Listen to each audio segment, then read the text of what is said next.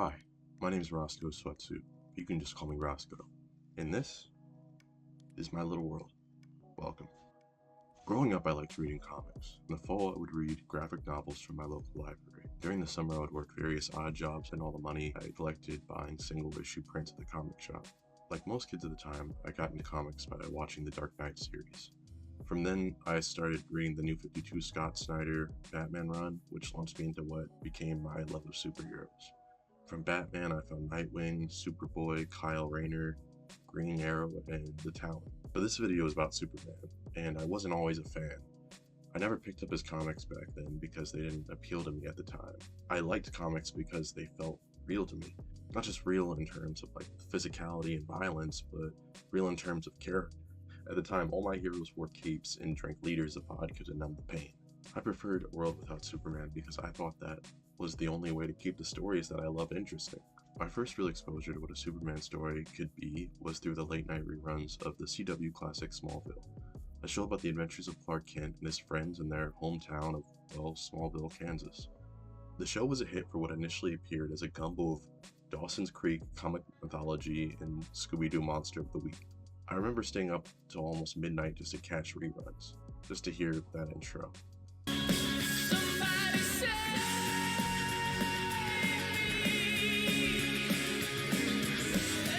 This is a tangent, but what I loved about the show was that even though it was bright and cheerful and flashy at times, at the very heart of it, the story was just a fucking tragedy. The tragedy of family upbringing, the heartwarming relationship between Clark and the Kents contrasted with a dysfunctional relationship between Lex and his father, Lionel, the tragedy of lost friendships and the themes of trust and secrets. Not only do we get to see Clark save people episode after episode, but you also see the cost of having his heroics kept secret. How his promise to his parents to hide his true abilities over time rots away every relationship he has. In many ways, in Smallville, it can be argued that Clark's choice to keep his identity secret is what leads to his best friend, Lex, ultimately turning into his greatest villain. I think that combination of feel-good adventure and tragedy is what made the show so fun to watch and so real. Even though I was a fan of Smallville, it would take years before my appreciation of Clark Kent transferred over to comics. It wasn't until I became a young adult when I found Grant Morrison's All-Star Superman that I became obsessed with the idea of Superman as a character and ultimately what superheroes can be. The story is about Superman dying from an overexposure to solar radiation. The whole series takes place during his final days of life, and it's a story about a man who knows he's about to die and what he chooses to do with his final hours. The story is full of absurd heroics and tropey evil schemes, but there's something to the story that really showed me what a Superman story could be.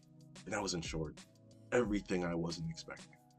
So, there's this one scene that I come back to year after year, and I'm going to risk cliche because I see every Superman video essayist go back to this. Superman has no time left. He has maybe days to live, and he still has so much he wants to accomplish. But the one thing he hasn't done yet is tell the love of his life that he will soon be gone. Lois finds out from another source and confronts Clark, and just as they're having this really emotional conversation about what their future is and is not going to look like, Superman excuses himself abruptly. Somewhere in Metropolis, a therapist is desperately trying to reach her client over the phone. A young girl now stands on the edge of a 50-floor skyscraper rooftop, and she has just dropped her phone. Her posture is filled with a resolution, and in just seconds, she will jump. Then Superman appears, and as I'm reading this page for the first time, what I'm expecting to see is for him to catch her as she falls, shuttling her down to the street in the hands of some paramedic and rush back off to continue his argument or continue his conversation. But he doesn't do that. He doesn't physically try to stop her in any way. He talks to her. He tells her that she's stronger than she knows, and then she hugs him. That's the end of the scene. What really stood out to me at the time was that even though Clark was going through the darkest period of his life, even though he was at his most uncertain, even though he was facing something that all men, even Superman, must encounter, he still takes time to be there for a complete stranger. This was the moment that everything really clicked for me. of Superman, and I've been a fan ever since. I think that All-Star Superman changed my appreciation for Clark, but it also changed my thoughts on what a comic could be, what superheroes could be, and it also changed the way I look at life in some ways. Eventually, I found other Superman stories that also affected me in similar ways, and that I just had never experienced with the kind of, I would hate to say edgy comics that I grew up with, but well, I don't have a better word for it, so let's just say edgy comics. But that's why Superman is my favorite comic book character. But I know that's not a popular opinion. Nobody gives a fuck about Superman. You don't give a fuck about Superman, even if you think you do. I never understood why people take such an interest in a character who is that goddamn powerful. I don't like Superman that much, just as a character. No, God! No, God, please, no! No! And lately I've been wondering why. Why is there so much active hate for Superman? Looking at it objectively, he's easily one of the most recognizable symbols of the last century. Grab a map and a dart, throw it at the wall completely blindfolded, buy a ticket, cry at an in-flight movie, touch down on foreign soil, find the nearest available man on the street, show him a picture of this, and he would probably say something like, "Oh, hey, that's Superman," and maybe, "Why are you showing me this?" Or maybe, "Why are you so sweaty?" And assuming he could speak the language and you ask him what he knows about this red, he'd probably, with much reluctance and concern, give you a basic rundown of the whole Superman shtick. Son of a dying planet, Kansas cornfield, Daily Planet reporter, look up in the sky, it's a bird, it's a plane. Wait, did you fly all the way here just to ask me about Superman? Have you considered the greenhouse gases? Superman first appeared in Action Comics, issue number 1 in 1938. That's 85 years as of the release of this video, a long time to be swimming around the collective psyche. To last that long, there would have to be something timeless about the character that can explain Superman surviving through so many years of rapid cultural change. Everyone knows who Superman is, but why does it seem so many people on the internet hate him? Now, it would be easy to say, because people just love to hate things, and that would be the end of the video, really. Roll credits, play the Ava claps. Congratulations! Congratulations! Congratulations! Congratulations! Congratulations. Congratulations! Congratulations. Congratulations! Congratulations! Congratulations! Congratulations! Congratulations!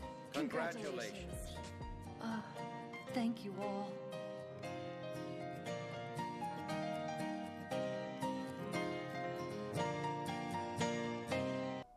Thank you. But that's not good enough of an answer. I would just be hand-waving people's concerns, and if we're going to be completely honest, that's just not fun for me, or you, or the YouTube algorithm. So the question is, why do people hate Superman so much?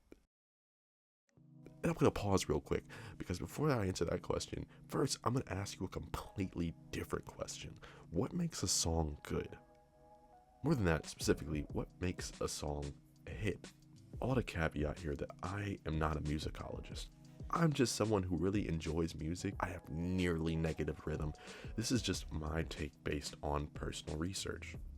Specifically, I want to talk about pop music, or just popular music, which I'm going to vaguely label as a genre satirized for its predictability. Now, some of that is just bad faith critique from people that hate anything popular on principle alone. But there's also a bit of truth to the claim. Over the last 100 years of music, there have been a significant number of hit songs that share many tangible similarities.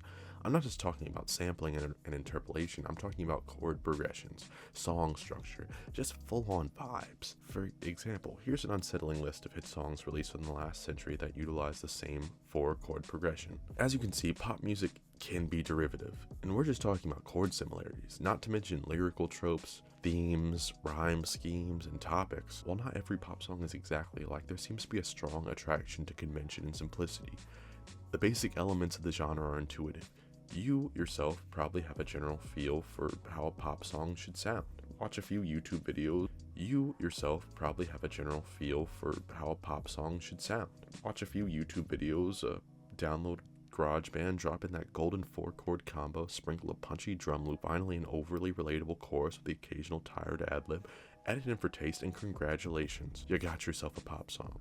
But is it any good? If you're like me, probably not.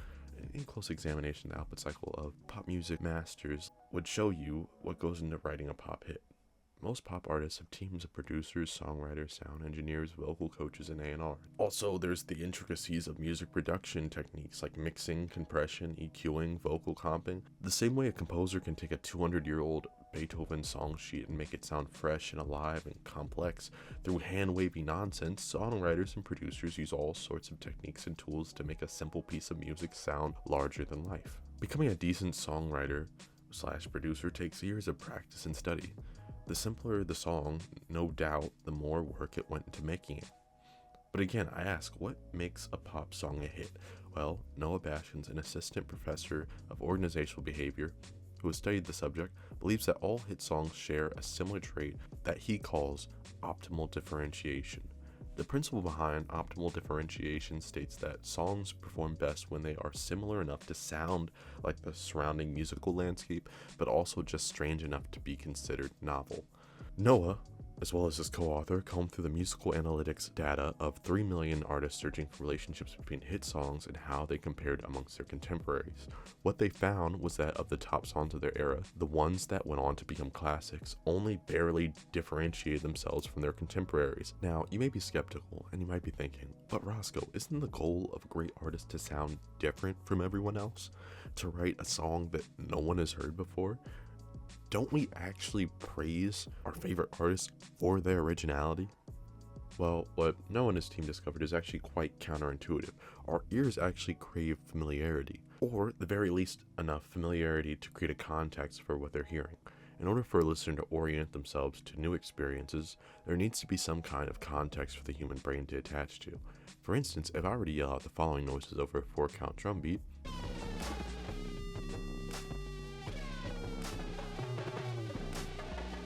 naturally, you would feel a bit disoriented and just maybe a bit annoyed. Unless you're a Death Grips fan, this probably isn't what you think of as music. While the noise that I just made could be described very kindly as novel, you as the listener have absolutely no context to whatever the hell I'm trying to accomplish. That is to say, novel information isn't enough to drive positive interest in a listener.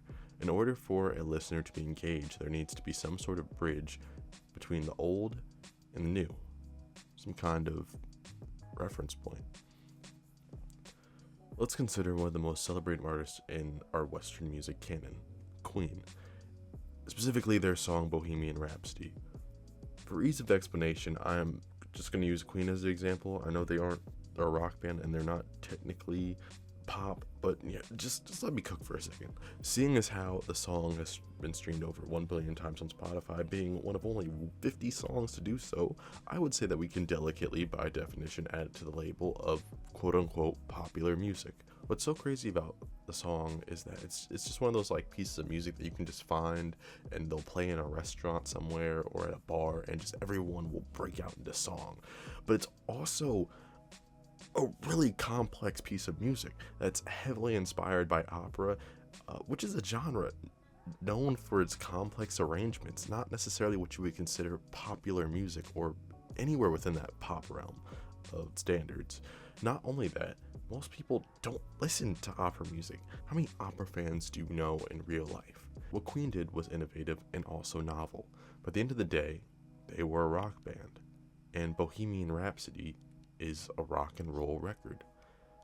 And Bohemian Rhapsody is a rock and roll record. In the midst of breaking the rules of what a hit rock song could sound like, they were still adhering to the basic instrumentations and rules of the genre. The instrumentation created the context, rock and roll, and the opera elements became the bits that differentiated the band from anything else coming out at the time. And negotiating which elements of rock to cut and which operatic elements to add is what allowed for the song to have that optimal differentiation. Had they chose to make Bohemian Rhapsody 90% opera and 10% rock, maybe we wouldn't be listening to the song. But Queen, being masters of their craft, fused just the right amount of elements from both to make the song a success. Like we established before, it takes a skilled musician to take the same predictable 4 chords and make them feel like something you're hearing for the very first time. Finding that happy medium between innovation and craft separates this from this. It's Friday. I believe that a good Superman story can be viewed with the same lens that we use for a good pop song.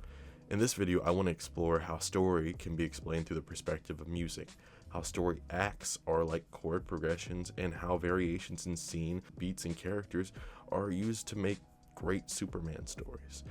I will also be talking about why I believe Superman is such a hard character to write, as well as what makes a Superman story boring. If you like what you've seen so far, click that like button, not literally, subscribe, ring the notification bell, or just tell a friend. To quickly revisit what we learned about, pop songs are simple, relatively easy to produce, and standardized. I believe these same traits are found in the average Superman story. The actual mechanics of a Superman story are pretty simple. I actually asked ChatGPT to give me a general analysis of the story beats of the average Superman story. It gave me this really interesting prompt back. I'm going to leave it up here for a little bit. You can pause and just give it a look, but it's really interesting analysis, I'll be honest. I wasn't expecting the kind of feedback that it would give me. But to put it all succinctly, the Superman stories kind of basically go like this. Bad guy shows up, Superman arrives, tries to solve the problem, but the villain has some kind of MacGuffin, like a shard of kryptonite or a hostage or whatever, and just when it looks like the bad guy is going to win, Superman somehow summons the willpower or idea to solve the problem, usually within 1 to 2 well-placed punches. Subplot notwithstanding, the structure is simple. It's mythic. It's baked into the culture. It's baked into our natural storytelling rhythms. Anyone can write a Superman story. The reason why it's so simple is because Superman is such a capable character. There's not a problem that a writer couldn't simply have him solve with one really strong punch or lifting a book of infinite pages. The most basic Superman story doesn't need any extra architecture.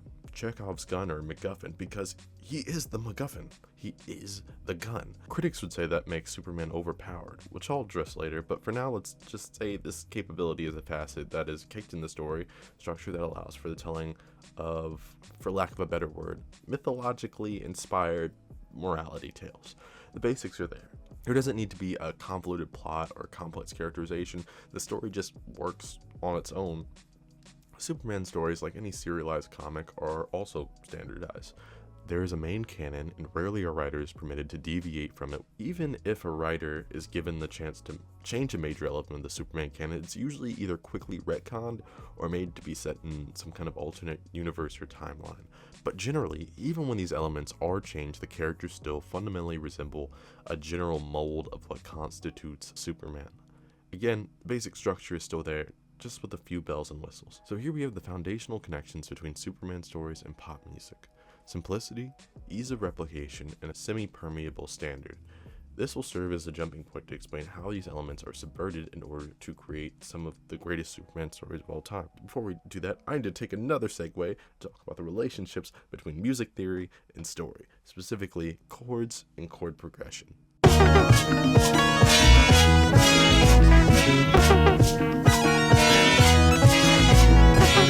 Keep in mind this is a metaphor. A chord can be defined as a group of notes played together in order to create harmony. For example, here we have the notes C, E, and G, playing independently of each other. Sounds nice enough. These notes, in this metaphor, represent a story beat. A beat is a subjective unit of measure for representing tonal changes in a story, composed of emotional turns, incidents or events, actions, reactions, or realizations. A man slips on an ice cube and everyone laughs. That's a beat. That same character discovers that he can no longer move and the crowd goes from jeering to panic. That's another beat. The man wakes up in the hospital and is shocked to discover that he now sees ghosts. You get the idea. These notes sound great alone, but when we put them together, they form a new, stranger sound. This is our chord. Specifically, we'll just call this a C major chord. Now, there are many ways we can mess around with this chord to give it a different feel. By adding or subtracting notes, we can make it sound happy, sad, tense, weird, a whole list of emotions. We can play some notes up higher and some lower. We can even add notes from different keys. There are all sorts of ways that you can play around with chords to make them new and interesting. And the same with story. And just like musical notes stack up on top of each other one by one to form a chord, story beats can stack up on each other to form acts. Side note, for the sake of the metaphor, I'm completely throwing out Scenes' idea. For utility's purpose, I'll define an act as a unit of tension in a story. Story is all about the creation and relief of tension through the introduction and resolution of conflict. Most writers commonly divide stories into 3 acts: setup, confrontation, and resolution. These acts come together to create one complete story. For example, let's say you're watching Toy Story, and right at that point in the end of the second act where Buzz and Woody are just about to reach their friends, but the RC runs out of batteries, lightning strikes your house, and your TV goes off. You would feel a bit weird, right? I mean, you'd be upset. There's that like sense of unease. You were missing something. That's because there was tension created and it wasn't properly released, which gives you that sense of unease. In the same way, if I played this and stop, you also feel a bit off, because I was just using the flow of these chords to establish tension.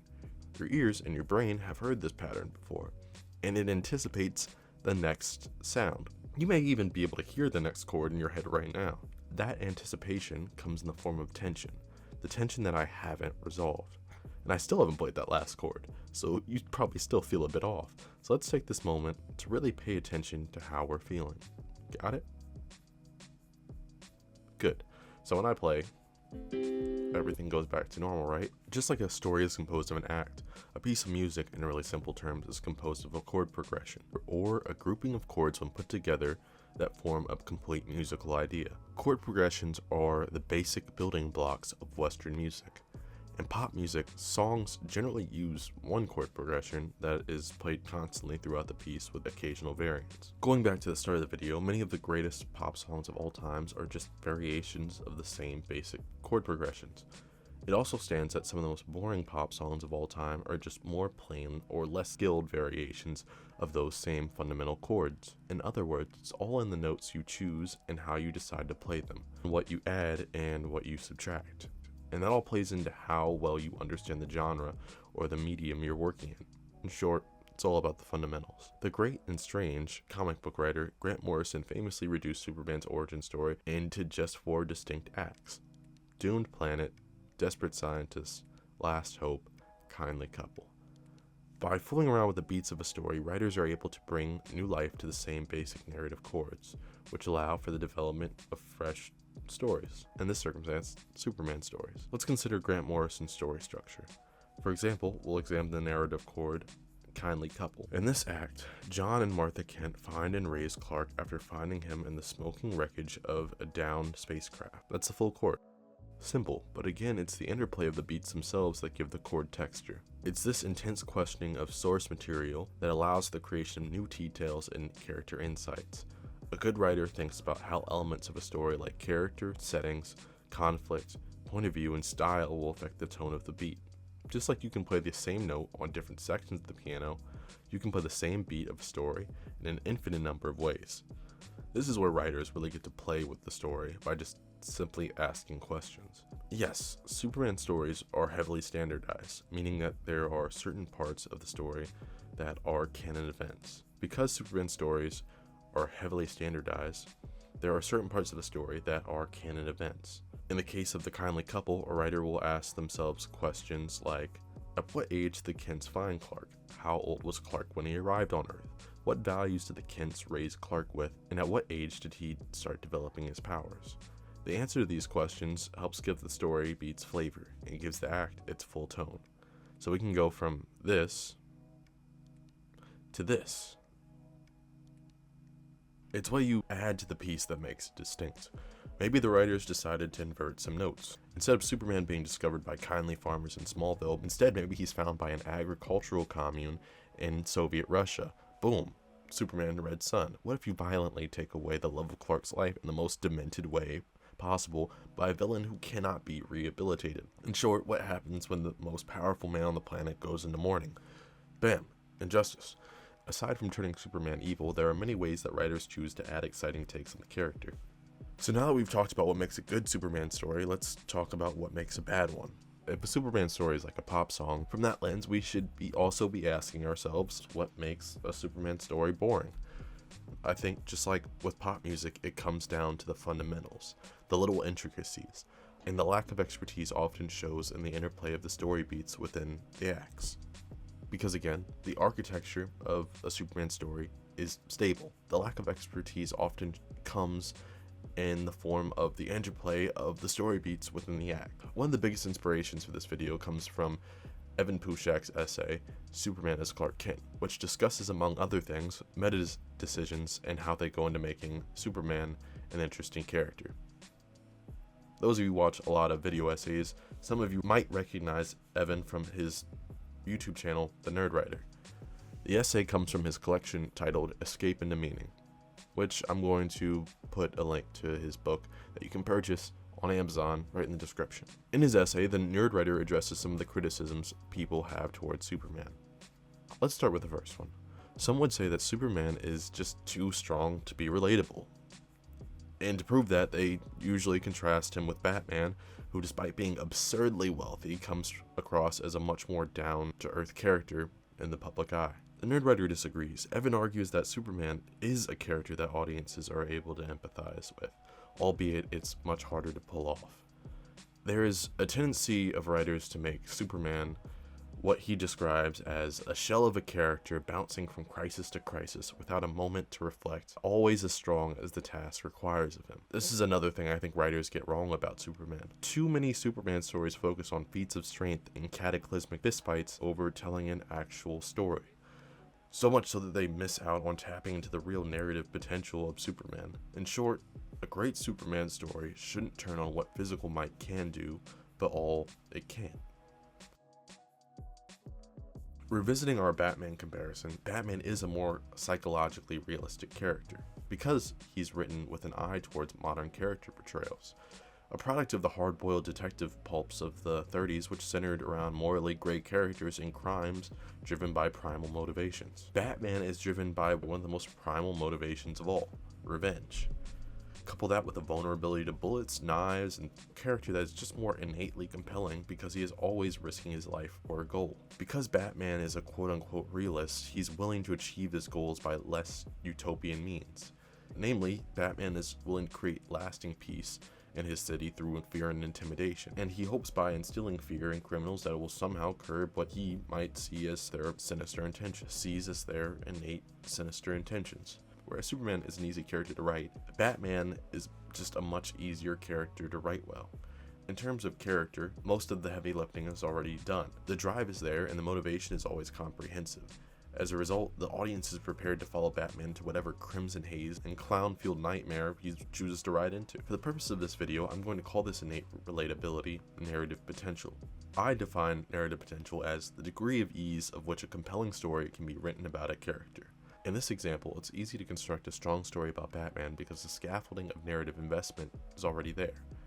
Compare that with Superman, whose whole thing is he's stronger than you, he's faster than you, he's more bulletproof than you, his jaw is chiseled, his physique anatomically infeasible, and what's more, he always does the right thing. What about that description is innately relatable? And if you're like many Superman detractors, you may have this view of Superman, where Superman or Kal-El is the face and Clark is the mask. When I hear people say that Superman is boring, I hear low narrative potential. I think that Evan would as well, because in his essay he writes, "In many ways, the man of tomorrow is a relic of values past. He's a symbol of that goodness we no longer recognize in the world. His idealism smacks of naivete, and he's regularly mocked for this by other heroes. In many ways, the man of tomorrow is a relic of values past. He's a symbol of that goodness we no longer recognize in the world. His idealism smacks of naivete, and he's regularly mocked for this by other heroes." You fucking nerd. This is why many consider Superman to be a boring character. He's too perfect, too powerful, just too vanilla. Even his creators thought so, which is why they invented kryptonite, his Achilles heel. Evan argues that Superman's intrigue, which I call narrative potential, lies not in the escapades of his sun god personification, but in his lowly alter ego as Clark Kent. Clark's personal internal conflict is what makes and breaks a story. I would argue that just because Superman is physically exceptional doesn't mean he's psychologically impervious. Superman is a paragon. He presents himself as incorruptible, but that's not always the case. Just like any one of us, Superman is subject to the winds of fortune. He is capable of reflection, and at the end of the day, he's fallible. And even though it's hard to get Clark to change his mind, he can, and sometimes does, to drastic effects. This is why I think Batman and Superman are perfect counterparts. Their narrative potential is flipped between the man and the alter ego. Batman is interesting, Bruce Wayne is just an untouchable, borderline sociopathic coastal elite with the power of God animating the hidden hands of capitalism at his side, but by thrusting himself in a world where he is only a well-placed bullet away from certain doom, he has much more at stake and is much more compelling. We don't need to see much of his life outside of his excursions as the Caped Crusader, partly because he doesn't have anything to concern himself with outside of his friendship with Alfred. In contrast, Clark is just a small-town kid from a working-class family vulnerable to poverty, job insecurity, and low riz, who puts on the disguise of an immortal alien sun god. Superman, the Mask, has low narrative potential. Clark, however, has high narrative potential. Clark struggles with time conflicts, responsibilities, a demanding 9-to-5, rent, and elderly parents in need of attention. His life has stakes. I believe that the real narrative potential in a Superman story shouldn't be in how hard Superman punches or how cool his action scenes can be, but how Clark chooses to use his powers and how he copes with the fallout in both his personal and public life. In short, a great Superman story shouldn't turn on what physical might can do, but all it can. In other words, with great power comes great responsibility.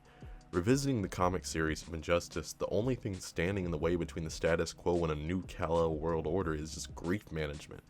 Having all that power and having to choose when and when not to use it is a lot of pressure on anyone, especially when you can hear any cry for help within a 6 light-year distance. A writer for Superman should establish what Superman has to lose, or else risk their audience checking out. Scaling up the villain is always an idea, so is risking the safety of people around him.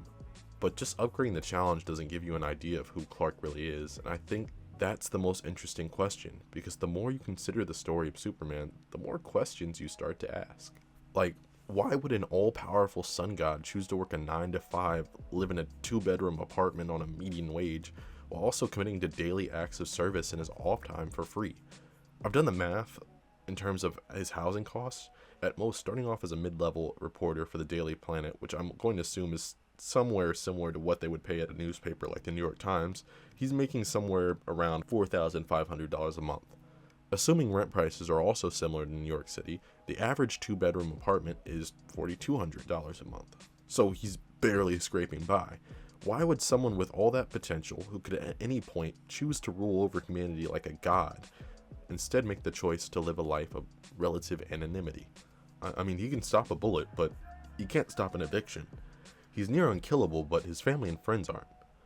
Superman is actually one of the most vulnerable heroes ever designed because he cares so deeply. He cares for the human condition, even perfect strangers, and while he doesn't rule over us like a god, he seems to take the responsibilities of one. For example, in Grant Morrison's run of the New 52 Action Comics, we see an example of this.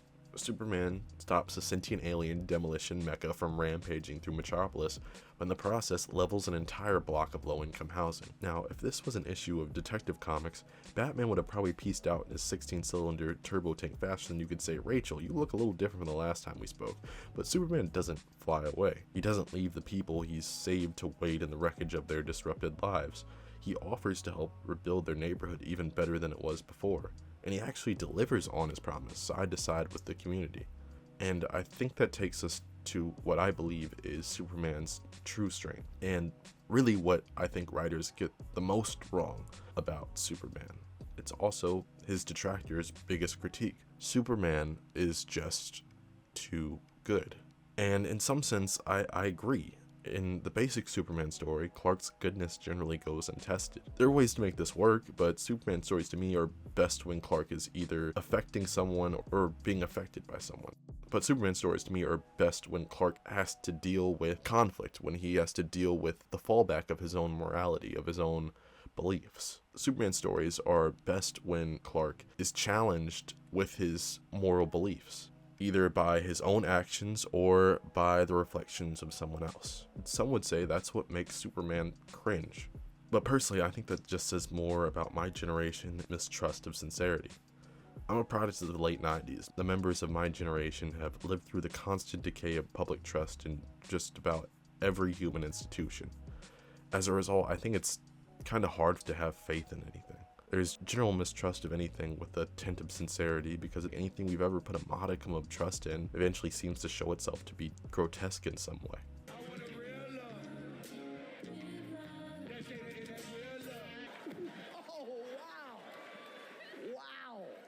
The problem with cynicism is that it's self-protecting. It's not constructive. Whereas I think there's something deep about Superman's idealism. Sure, Batman comics are fun to read.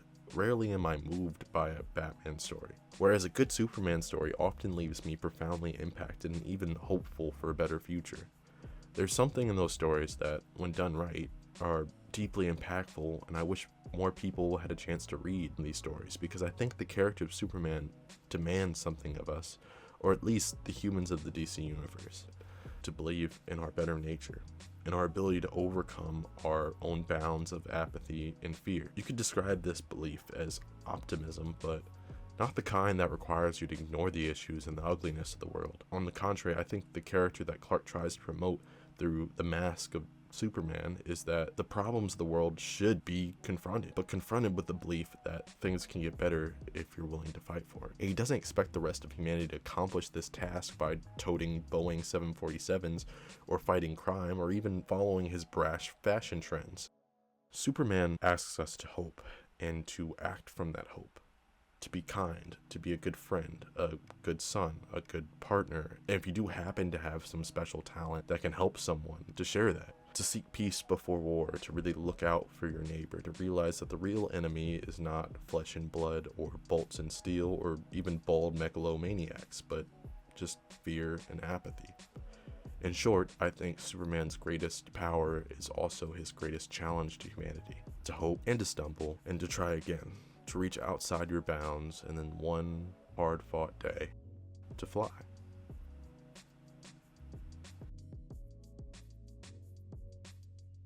Hey, thank you so much for checking out my video. If you're interested in hearing any more from me, I do a show with my best friend Nobody over here. You can check me out on Twitch right up here. And you can also follow my best friend Nobody on Twitch right here. He does really, really good videos. And that's it. Until next time, peace.